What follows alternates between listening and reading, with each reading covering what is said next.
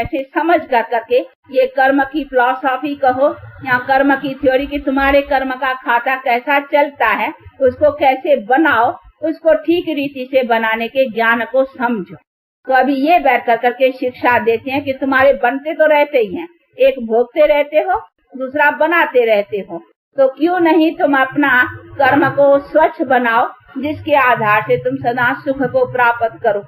तो वो कैसे करो और किस तरीके से करो उसका बैठ कर करके ये डिटेल्स समझाते हैं, जिसको फिर लेकर करके अपने को स्वच्छ रखने का है।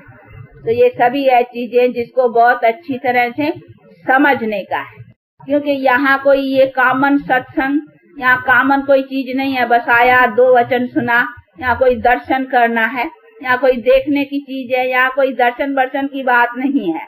यहाँ तो है ये कॉलेज अथवा स्कूल, जैसे स्कूल कॉलेज में जाते हैं बच्चे तो पढ़ने जाएंगे ना, तब तो उस डिग्री को लेंगे।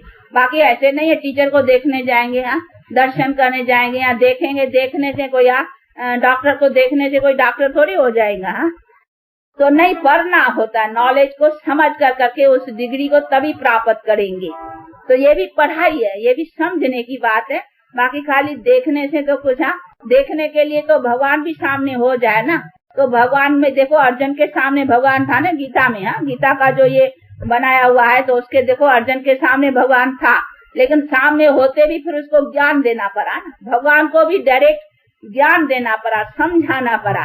तब तो देखो सर्वशास्त्र शिरोमणि गीता, वो शास्त्र गीता जो बनी है वो वर्षन्स की बनी है ना, तो भगवान को भी वर्षन्स बोलना पड़ा ना, समझाना पड़ा। बाकी ऐसे नहीं अपने दर्शन से कहा तेरा बेड़ा पार है, नहीं, वो तो सारा सामने खड़ा था, खड़ा होते भी फिर भी उसको ज्ञान देना पड़ा ना। तो ज्ञान बिना गत नहीं है, ऐसे नहीं कहा जाता है दर्शन बिना गत नहीं है, ज्ञान बिना। तो ज्ञान चाहिए, ज्ञान का मतलब ये समझ।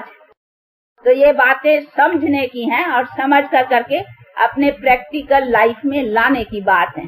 तो वो प्रैक्टिकल में कैसे लाएं और प्रैक्टिकल उसकी प्रैक्टिस कैसे करें, ये सभी सिखाया जाता है। यहाँ परिवार के परिवार हैं, ऐसे नहीं है कि बस नहीं, परिकुटुंब के कुटुंब है, फैमिलीज के फैमिलीज हैं, जो अपना स्त्री पति बाल बच्चे सब अपनी जीवन को घर गृहस्थ में रह कर करके और कैसे अपने गृहस्थ को आश्रम अथवा गृहस्थ को धर्म कहा भी जाता है, नहीं, गृहस्थ धर्म गृहस्थ आश्रम, लेकिन अभी आश्रम कहाँ है अभी धर्म कहाँ है।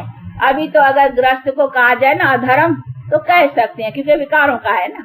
तो ये चीजें समझने की कि हमारी जो प्राचीन गृहस्थ आश्रम की प्रवृत्ति थी वो कैसे बने, उसी चीज को बनाया जाता है।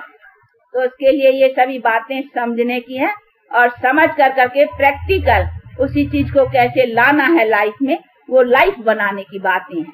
बाकी यहाँ कोई कॉमन तरह से आया, 2 वचन सुना या कुछ देखा, उससे कोई लाभ की बात इसी तरीके से नहीं है। ये है स्कूल, इसको इसीलिए इसको नाम ही है ईश्वरीय विश्वविद्यालय।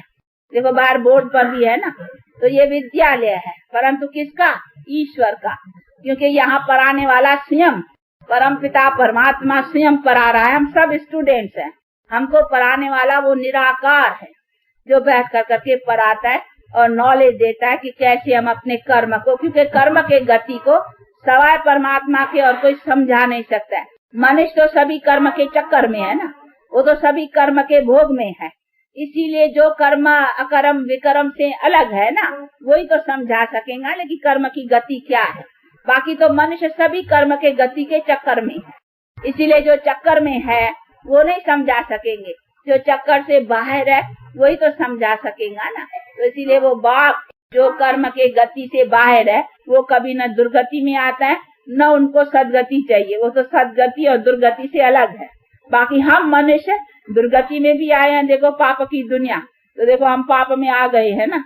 अभी हमको ही फिर पुण्य आत्मा बन कर करके और सदगति को प्राप्त करना है, तो सदगति क्या है वो भी तो समझना है ना।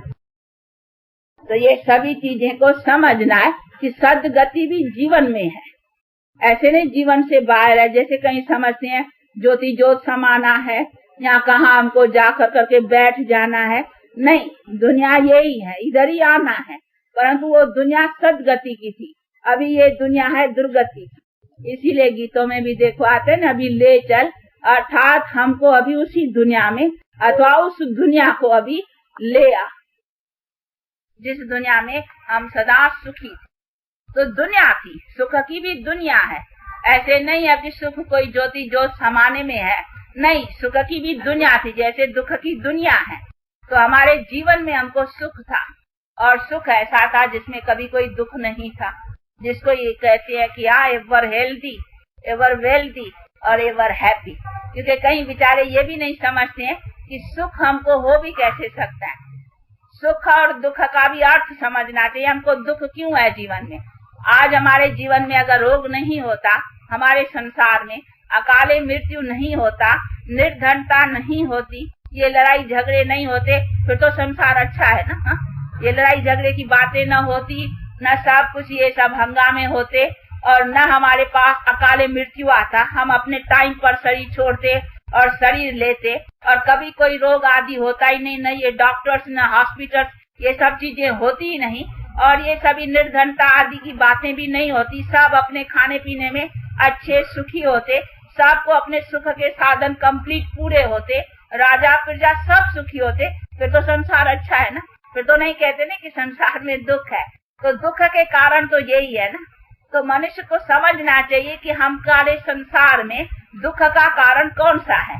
दुख का कारण है ये रोग, अकाले मृत्यु, निर्धनता, लड़ाई झगड़े, ये सभी जितने भी दुख के कारण। अभी ये कैसे निकले? तो हमको है हमारे संसार से उन चीजों को निकालने का प्रयत्न सोचना। बाकी ऐसे नहीं है कि संसार से हम चले जाएं।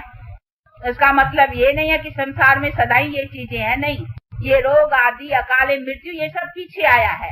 नहीं तो हम कभी अकाले नहीं मरते थे, कभी हमारे पास रोग आदि नहीं होता था, कभी ये निर्धनता, धन नहीं, खाने पीने के लिए मनुष्य मोहताज, ये सभी बातें थी नहीं।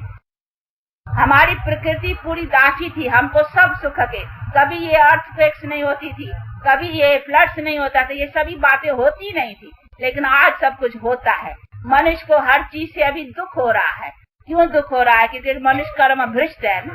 तो हमको समझना चाहिए तो हमारे दुख के कारण कौन से हैं।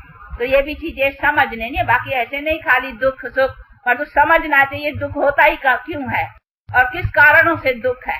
तो दुख है इसी कारण से। अगर ये चीजें हमारी दुनिया में नहीं होती, हम अपने मरने जीने में भी समर्थ होते। जैसे सांप होता है ना, एक खाल उतारता है, दूसरी खाल लेता है। जैसे टाइम पर हम कपड़े पुराने उतारते हैं, नए पहनते हैं, तो हमारे शरीर उतारने पहनने का हमारे में बल था।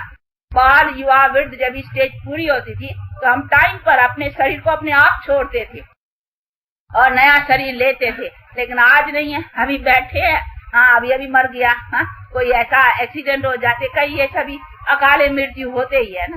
तो बाप कहते हैं ये तुम्हारा जीवन है तुम्हारे पास, लेकिन जीवन के सुख के साधन तुम्हारे पास नहीं है, क्योंकि तुमने अपने कर्मों से वो साधन को भ्रष्ट बना दिया है।